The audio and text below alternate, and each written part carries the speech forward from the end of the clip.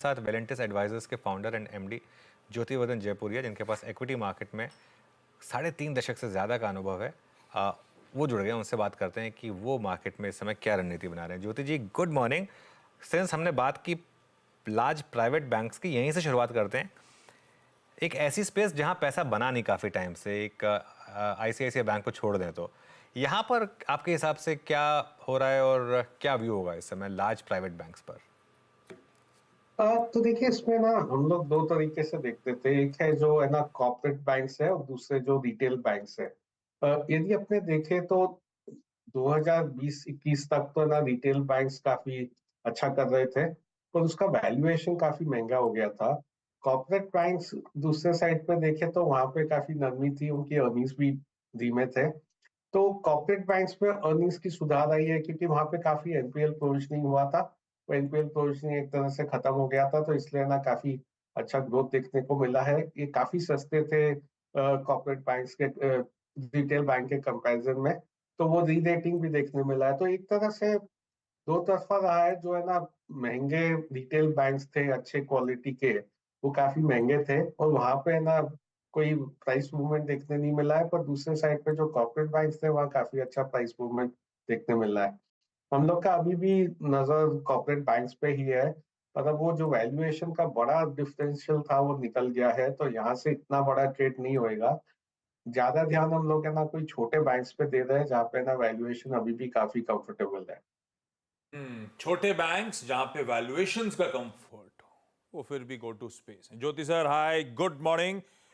होली की आपको ढेरों शुभकामनाएं। आप ज्योति सर, बाजार जो अभी हिचकोले खाता रहता है आजकल, उसको लेकर थोड़ा सा हम रिटेल डरे रहते हैं। अब चलेगा, कितना चलेगा वो अलग बात। ज्यादा कंफर्ट ये है कि यहां से ज्यादा गिरेगा नहीं, ये आप कह दो तो हमें दिल को तसल्ली मिल जाएगी। ऐसा लग रहा है क्या, ज्यादा गिरेगा नहीं? तो देखिए, अभी बाजार कंसोलिडेशन फेज पे है, तो है ना वैल्यूएशन को करेक्ट होता है। थोड़ा वैल्यूएशन महंगा हो गया है, ये करेक्ट हो सकता है या तो प्राइस करेक्शन से या है ना टाइम करेक्शन से। मेरे ख्याल से ज्यादा टाइम करेक्शन रहेगा, प्राइस करेक्शन थोड़ा कम रहेगा, पर बीच बीच में थोड़ा ये 2-4% प्राइस करेक्शन आ सकता है। ऐसा यदि ग्लोबल मार्केट्स में करेक्शन आया तो भारत में करेक्शन आएगा। भारत स्पेसिफिक कोई ऐसे दिख रहा नहीं है जहां से ना करेक्शन आवे ज्यादा। अभी यहाँ से इलेक्शन कहना जो भी करीब 2-3 महीना बाकी है, तो इलेक्शन पे नजर रहेगी अगले 2 महीने में। पर नतीजे ठीक आ रहे, कॉर्पोरेट्स के इकोनॉमी ठीक चल रही है, तो ऐसे कोई इंडिया स्पेसिफिक नहीं दिख रहा है। पर यदि ग्लोबल मार्केट करेक्ट हो तो भारत भी उसके पार्ट ही है। ओके, बिल्कुल। ग्लोबल मार्केट में करेक्शन हो तो भारत में भी शायद उसका एक इम्पैक्ट आएगा।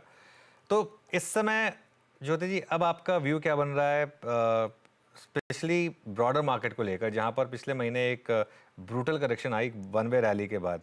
यहाँ पर क्या अभी एक बाइंग अपॉर्चुनिटी है, या मार्केट की तरफ से एक वार्निंग है कि यहाँ पर अभी शायद बड़ी करेक्शन आ सकती है? तो हम लोग का ना यदि अपने जनवरी में जाए, तो हम लोग बोल रहे थे कि जो स्मॉल कैप्स है और मिड कैप्स है थोड़े महंगे हो चुके हैं।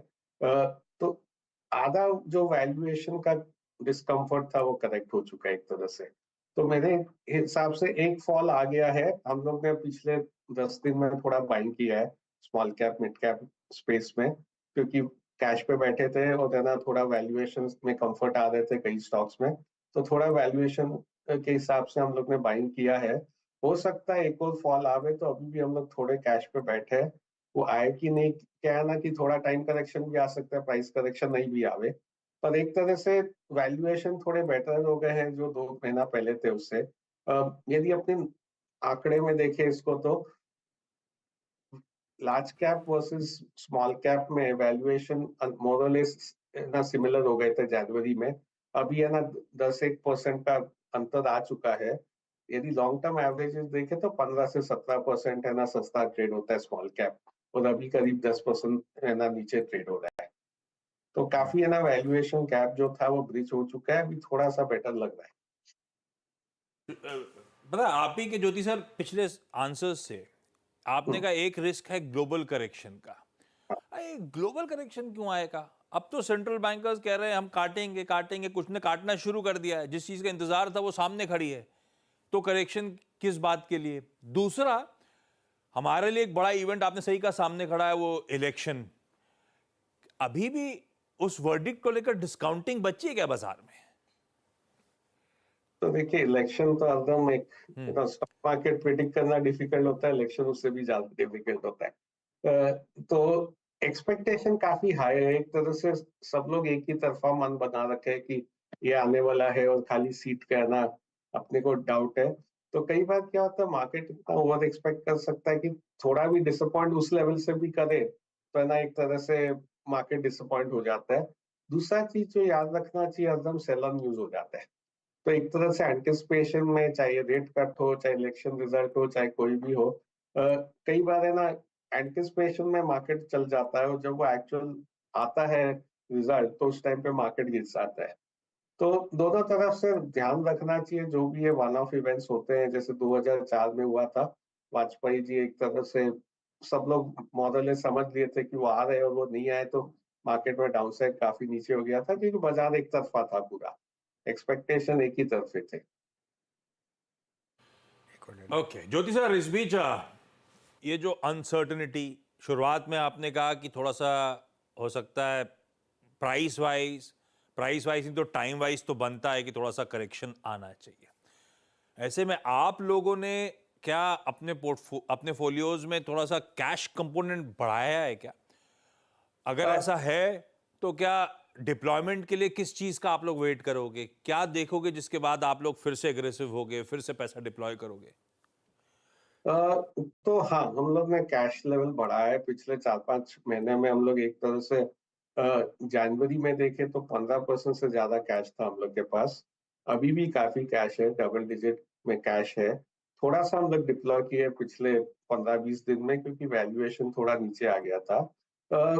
हम लोग कैश क्यों रख रखे हैं, क्योंकि जो वैल्यूएशन है अभी एक तरह से ना, अपने हिस्टोरिकली देखे तो ये वैल्यूएशन काफी ऐसे टॉप एंड के पास रहती है, लॉन्ग टर्म एवरेज से ना एक स्टैंडर्ड डिविएशन ऊपर है।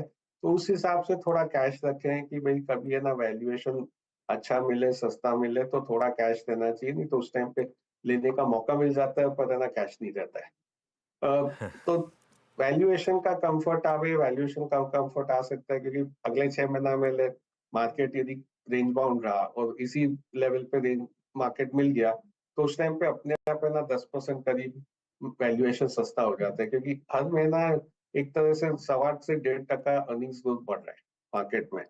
तो कई बार ये टाइम करेक्शन आ जाता है, वो टाइम करेक्शन से वैल्यूएशन सस्ता हो जाता है और फिर है ना लेने का मौका मिल जाता है। ऑलराइट ज्योति जी, बहुत बहुत शुक्रिया आज हमारे साथ जुड़ने के लिए और हमसे बात करने के लिए।